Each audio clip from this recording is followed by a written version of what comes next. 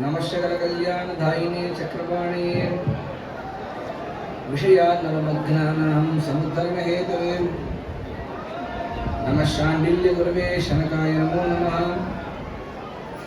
औभगायन शाण्डिल्य भारद्वाजाश्च कौशिकः मौञ्जायनश्च पञ्चैते पाञ्चरात्र प्रवर्तकाः दीक्षाचार्या जगत्प्रज्ञाः दिशन्तु ज्ञानमद्भुतम् ओम अस्मद्गुरुभ्यो नमः ओम अस्मत्परमगुरुभ्यो नमः ओम अस्मत्सर्वगुरुभ्यो नमः वन्देऽहं मङ्गलात्मानं भाष्वन्तं वेदविग्रहं याज्ञवल्क्यं मुनिश्रेष्ठं जिष्णुं हरिहरप्रभुं जितेन्द्रियं जितक्रोधं सदा ध्यानपरायणम् आनन्दनिलयं वन्दे योगानन्दमुनीश्वरम् वेदान्तवेद्यं सकलादिनन्द्यं दया सदा सिन्धुमनन्तरूपं श्री याज्ञवल्क्यं परिपूर्णचन्द्रं श्रीमद्गुरुं नित्यमहं नमामि.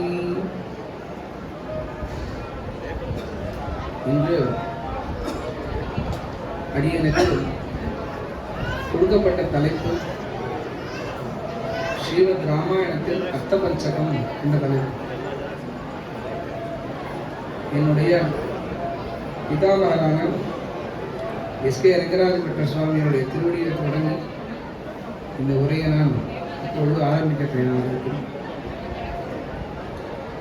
பொதுவாக இந்த சம்சாரியானவன் இந்த சம்சாரத்தை களைஞ்சு ஜீவஸ்வரூபத்தை அடையணும் அப்படின்னா அவனுக்கு அர்த்தபஞ்சக விசேஷம் வேணும் அப்படின்னு சொல்றது. இந்த அர்த்த பஞ்சகத்தில் என்ன சொல்லப்பட்டிருக்கு அப்படின்னு கொஞ்சம் பார்க்கணும். பிராப்யஸ்ய பிரம்மணோ ரூபம் பிராப்துஷ்ட பிரத்திகாத்மனஹ பிராப்திபாயம் பரம் பிராப்தேஹே ததா பிராப்தி விரோதிச்சக வதந்தி சகலாவேதான்னு சொல்லப்பட்டிருக்கு. பொதுவாக முதல்ல நாம் யார் அப்படின்னு தெரிஞ்சுக்கணும், என்னை படைச்சது யாரு அப்படின்னு தெரிஞ்சுக்கணும். இது பொதுவான தர்மம். ஸ்ரீமத் ராமாயணத்துக்குள்ள அப்புறம் ஏன் பிறந்தேன்னு நான் தெரிஞ்சுக்கணும், எது தர்மம்னு நான் தெரிஞ்சுக்கணும், இந்த பிறவியினுடைய பயன் என்ன அப்படின்னு நம்ம தெரிஞ்சுக்கணும். இதை தான் பொதுவாக எல்லா வேதங்களும் எல்லா இதிகாச புராணங்களும் எல்லா ஆச்சாரியர்களும் ஆழ்வார்கள் உட்பட எல்லாரும் இதை பற்றி தான் முதல்ல சொல்லியிருக்காங்க. முதல்ல இது அர்த்த பஞ்சகம் அப்படின்றது 5 விதமாக நமக்கு பிரிக்கப்படுது. ஸ்வரூபம் அப்படின்னு ஸ்வரூபம் அப்படின்னு அர்த்த பஞ்சகம், பரஸ்வரூபம், புருஷார்த்த ஸ்வரூபம், விரோதி ஸ்வரூபம், உபாயஸ்வரூபம் என்று 5 விதமாக இந்த அர்த்த பஞ்சகமாக பிரிக்கப்படும். அதில் ஸ்வரூபம் அப்படின்னு நம்ம எடுத்துட்டோம்னு சொன்னால் பலவிதமான ஸ்வரூபங்கள் இருக்கு. ஆத்மஸ்வரூபம்னு எடுத்துருந்தா நித்தியாத்மா, முக்தாத்மா, பக்தாத்மான்னு பல ஸ்வரூபங்கள் இருக்கு. இதை ராமாயணத்தை உத்தேசித்து நம்ம சொல்லணும் அப்படின்னு சொன்னால் பெருமாளுடைய சுரூபம் என்ன, முதல் சுரூபம் என்ன அப்படின்னா பெருமாள் பர விபவ அந்தரியாமச்சை பெருமாள் இருக்கார். அதில் இந்த பரஸ்வரூபத்தில் பெருமாள் எப்படி இருக்கார் அப்படின்னா ஸ்ரீதேவி பூமிதேவி நீலாதேவி சைதனாக சகசிர பனாபரணங்களோடு கூடிய ஆதிசேஷனோடு அந்தமில் பேரண்டத்து அடியவர்களோடு பெருமாள் அங்கு எழுந்தடிப்பது என்பது ஒரு விசேஷம்.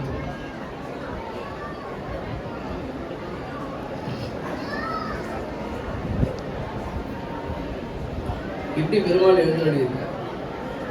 சரி, பரஸ்வரூபம் அப்படின்னு சொன்னா என்ன அப்படின்னு பார்க்கணும். இதை ராமாயணத்தை உத்தேசித்து பெருமாள் இத்தனுடைய பரத்துவத்தை எங்கெங்கெல்லாம் காண்பிக்கிறார் அப்படின்றத சற்று விவரணமாக பார்க்கணும். முதல்ல விஸ்வாமித்திர சித்தாசிரமத்துக்கு ராமனையும் லக்ஷ்மணையும் கூட்டி போவதற்காக வரார். அப்போ என்னன்னு சொல்லி அவர் வரார் அப்படின்னா அகம் வேதி மகாத்மானம் ராமம் சத்தியபராக்கிரமம். வசிஷ்டருக்கு ராமனை பரம்னு தெரிஞ்சிருக்கு. ஆனால் தசரன் என்ன சொல்றான், 16 வருஷமே ராமன் ராஜீவ ரோச்சனை. நான் என் குழந்தை 16 வயசு தான் அந்த குழந்தைக்கு ஆறுது. சாயங்காலம் ஆனால் அப்படி தாமரை இதழ் எப்படி கண்ணை மூடிடுமோ அது கூட மூடிடுவான் என் குழந்தை. அவனை கொண்டு போய் சாயங்காலம் யுத்தம் செய்தவர்களுக்கு போய் அவனை கூட்டிட்டு போறியே, உனக்கு அவனை பற்றி என்ன தெரியும் அப்படின்னு கேட்டரிச்சு, காகபட்ச தனம் வீரம் ஜேஷ்டம் மீது ஆத்மோசி, இந்த ராமனை எனக்கு கொடு, அந்த ராமன் தான் பரத்தம்னு தெரிஞ்சிருக்கேன், அந்த ராமனை கொடு அப்படின்னு கேட்கிறார். இங்கே தெரியும். அடுத்தது சகல தேவர்களும் பெருமாளிடத்தில் பிரார்த்திக்கிறார். பெருமாள் நீங்கள் அவதாரம் செய்யணும் அப்படின்னு சொல்றச்சு, ஏதஸ்மின் அந்தரே விஷ்ணு உபயாதோ மகாமுனி சங்கசக்கர கதாவாணிகி பீதவாசா ஜெகத்பதி வைனதேயம் சமாரூபிய பாஸ்கரா துயகாம்பரா தப்தஹாடக கேயூரா வந்தியமானகா சொருத்தமை என்று பகவான் கருமுகில் தாமரை காடு துணீடு இருசுடர் இருபுறத்தேந்தி ஏந்தர திருவடும் பொரியவோர் செம்பொர் கொன்றின் பேர் வலுவபோல் கருடன் என்று தோன்றினான் என்று பெருமாளுடைய பரஸ்வரூபம் அங்கே தான் ராமனாக அவதாரம் பண்ண போகிறேன்னு பெருமாள் சொல்றார். எப்போ சொல்றாருன்னா, பயம் தெரிதபத்ரம் மகா ஹிதார்த்தம் இது ராவன் சபுத்திரபூத்திரம் சாமானியம் சமிக்ஞ ஜாதி பாந்தவம் அத்வா குமரம் துராதர்ஷம் தேவரிஷினாம் சுகாமகம் தசவருஷ சகசிராணி தசவருஷ சதானிச்ச வத்ஸ்யாமி மானுஷியன் லோகையின் பாதையன் பிரதிபீகம். உங்களுக்கு பயம் வேண்டாம், நாம் ராவணாக அவதாரம் செய்து 11,000 வருஷ காலம் இங்கே பூமியில இருந்து ராவணனை வதம் செய்து இங்கே நான் உங்களுக்கு சுகமாக வைப்பேன், தேவர்களுக்கு பெருமாள் சபதம். அடுத்தது ஹனுமான் இடத்துல முதல்ல பிரதம தரிசனம் ஹனுமானுக்கு ராமனை பார்க்கறச்சு அவர் சொல்ற முதல் வார்த்தை, நாதிரி தேவ பிரதிமோ தாபசோ சம்சிதோடு கதம் தேசம் பிராப்தோ பாலிதோ வரவர்ணியும் உபயோகியாபகம் பண்ணி ரட்சிதம் பிரதிநிதிமான்னு சொல்லிட்டே வந்த ஹனுமான் ராமனை பார்க்கறச்சே சொல்றார், ஆயுதாஸ்திர சுகுப்தாஸ்திர பாகவகா வைகூபமாக சர்வபூஷண பூஷாரமாக கிமர்த்தம் ந வைகூபகா.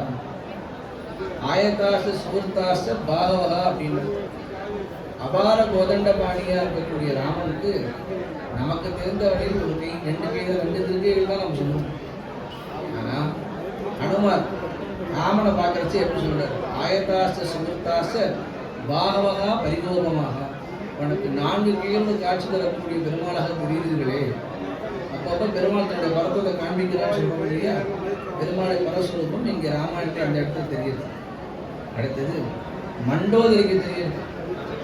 எப்படி அப்படின்னா, ராவணனை அடிச்சு திருடர் பெருமாள் கீழே ராவணன் படுத்துட்டு இருக்கான். விமுத்தையா இருக்கக்கூடிய மண்டோதரி ராவணன் மேல விழுந்து புரண்டு அழகுன்னு சொல்றான்.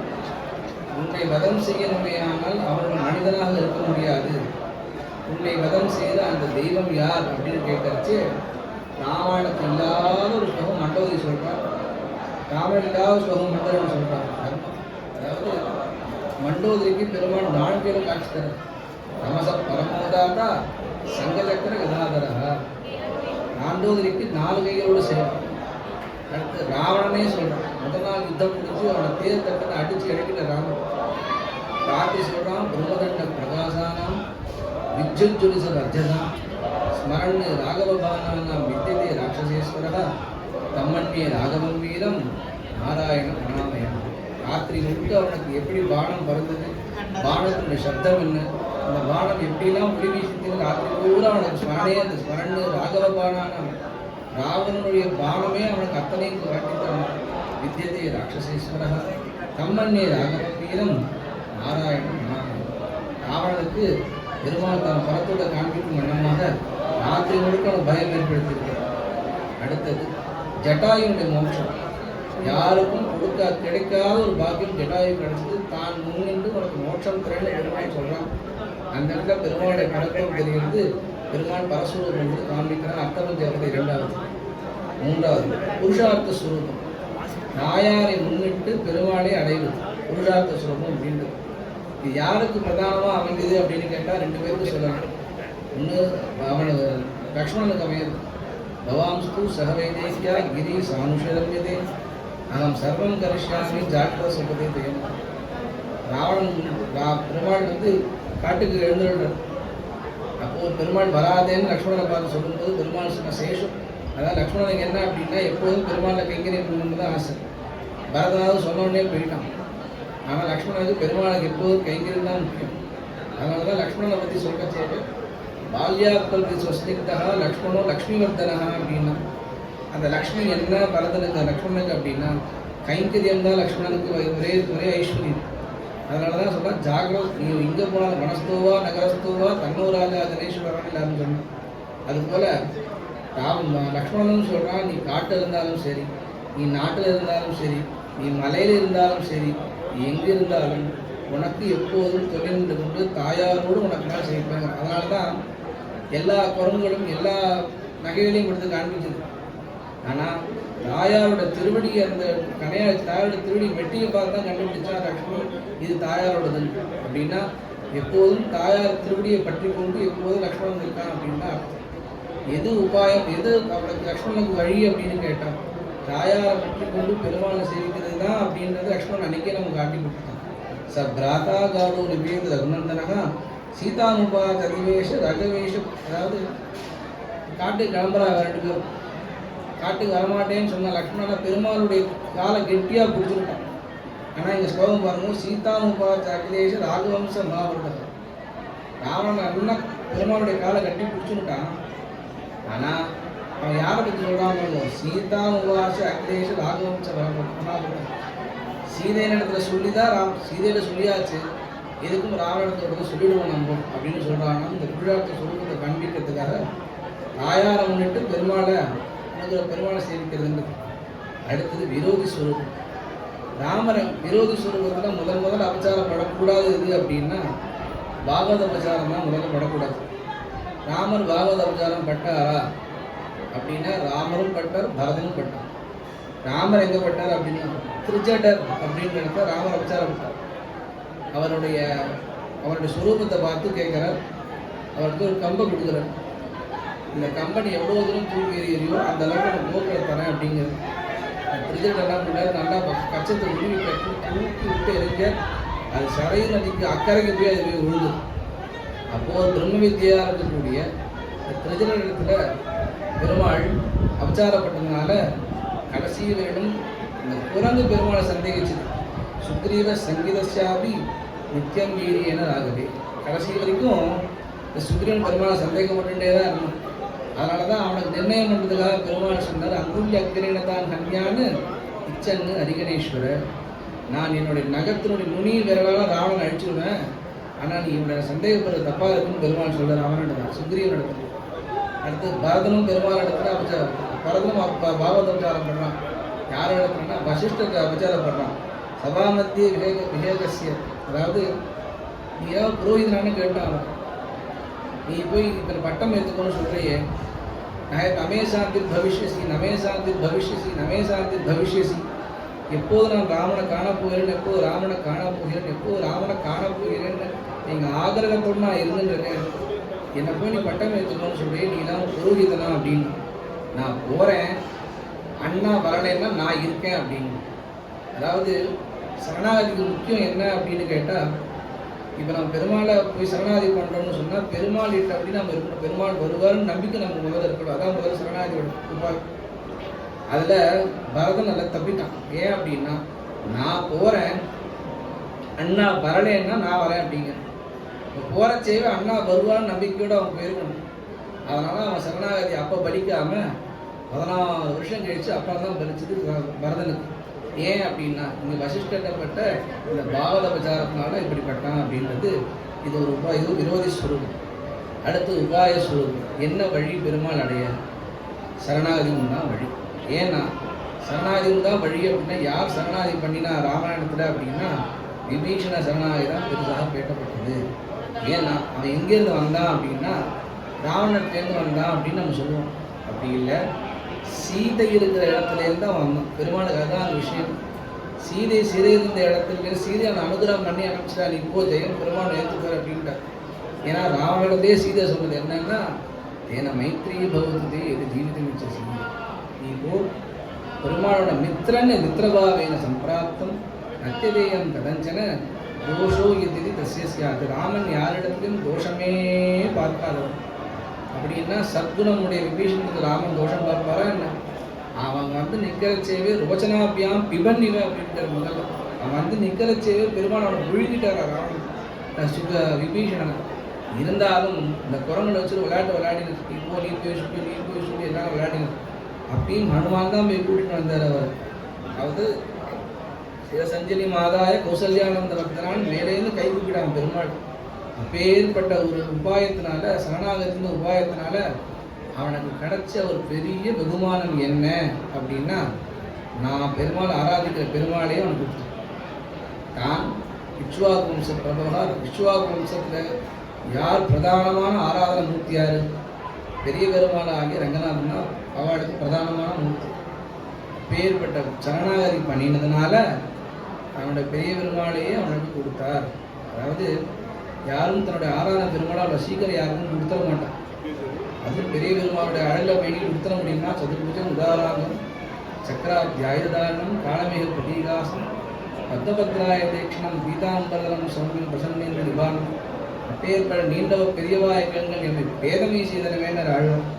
அப்பேற்பட்ட பெருமாளை தூக்கி கையில் கொடுத்துட முடியுமா அப்படின்னா, இப்பேற்பட்ட பக்தன் இருந்தால், இப்பேற்பட்ட பெருமாள் இருந்தால், அப்பேற்பட்ட பெருமாள் பக்துவா குலதனம் ராஜா அம்கான் ராஜா அபீஷன் இப்படி தன்னுடைய பெருமாளே எடுத்து கொடுத்து அவனிடத்துல இப்பேற்பட்ட சரணாகதி பெருமாள் பெரிய உபகாரம் பண்ணினார் அப்படின்றது ராமாயணத்தில் உள்ள அர்த்த பஞ்சகத்து விசேஷம் அப்படின்றத சொல்லி, இப்பேற்பட்ட சபையில் இப்பேற்பட்ட பண்டிதாளுக்கு நடுவில் அடியனுக்கும் இந்த வாய்ப்பு கொடுத்த சுவாமிகள் அனைவருக்கும் க்ஷமிச்சிருக்காங்க.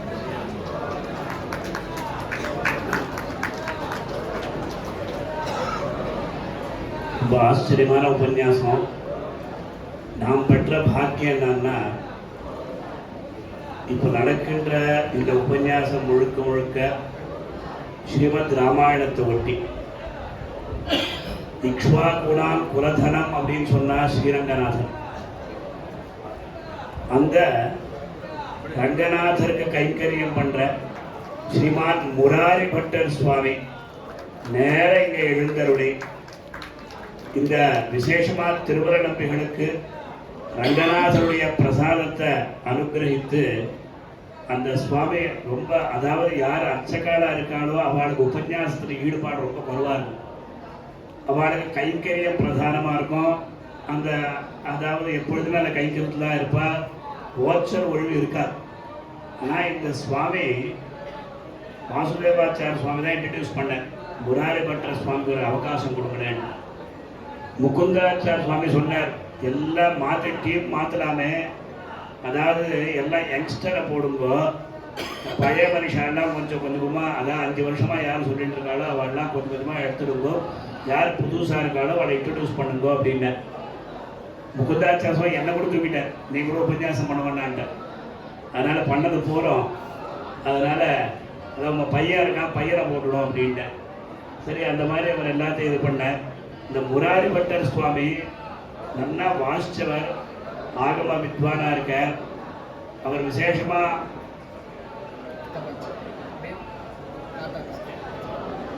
அதாவது எஸ்கேஆர் பட்டர் சுவாமி, அந்த சுவாமியுடைய பேரனிவர். அவ வம்சத்தில் இருக்கிறவா எல்லாருமே ரொம்ப நன்றாக அதான் எம்பெருமான கைங்கரியம் பண்ணிட்டு இருக்கார். அவர் இங்கே வந்து எழுந்துள்ளது நமக்கு பெரிய பாக்கியம். அது ரொம்ப அதாவது சரளமாக உபன்யாசத்தை பண்ணார். அடியனால் அவ்வளோ தமிழில் சொல்ல முடியாது. ரொம்ப நல்லா அழகாக நிறையா ஸ்லோகங்கள்லாம் இது பண்ணி அந்த சுவாமி உபன்யாசம் பண்ணார். இதுவே அந்த சுவாமிக்கு முதலிடம். என்னென்ன ரங்கநாதர்கிட்டேருந்து எங்கள் திருமலை நம்பிகளுக்கு பிரசாதம் வருது. இந்த திருமலை நம்பிகளுடைய வம்சம் தன்யமாயிடுச்சு. அந்த ரங்கநாதர்கிட்டே வருதுன்னா எவ்வளோ பெரிய. அதே மாதிரி காஞ்சிபுரத்துல இருந்தோ இன்னைக்கு அந்த அந்த தேவப்பெருமாவுடைய பிரசாதத்தை அனுகிரகம் பண்ண அந்த சுவாமிக்கு விசேஷமான தன்யவாதங்களை அவ சார்பில், இந்த வம்சத்தின் சார்பிலாக அடியன் வந்து விசேஷம் தெரிவித்துக் கொள்கிறேன்.